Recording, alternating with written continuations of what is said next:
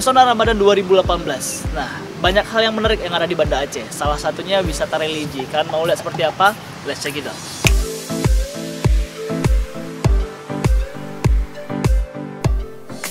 Dan sekarang saya udah sampai di Masjid Raya Baitur Rahman. Masjid Raya Baitur Rahman merupakan salah satu masjid terindah di Asia Tenggara.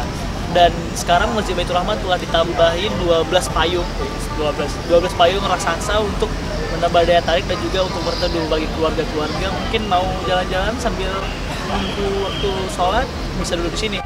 Apabila kalian ingin mengunjungi Masjid Raya Baitur Rahman, kalian bisa menggunakan Trans Kutaraja dan pastinya itu gratis, men. Waduh.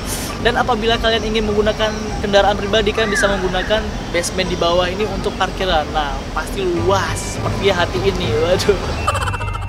Dan juga apabila kalian ingin menunggu waktu berbuka puasa yang lebih quality time bersama keluarga, teman-teman, dan lain sebagainya, kalian bisa juga menggunakan Masjid Raya Baitur Rahman untuk menunggu waktu berbuka. Setelah berbuka, pastinya kalian harus sholat maghrib di sini juga. Kalian butuh aksesoris untuk bulan Ramadan atau untuk Lebaran nanti, kalian bisa ikut aku sekarang. Untuk pernak-pernik Ramadan, kalian bisa datang ke workshopnya Jagro. Kalian bisa beli baju, kain sarung, dan celana sarung. Karena kan traveling, jadi harus pakai yang kain sarungnya. Ya.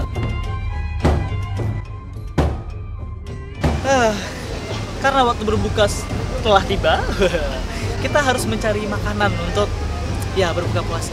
Oke, let's check it out.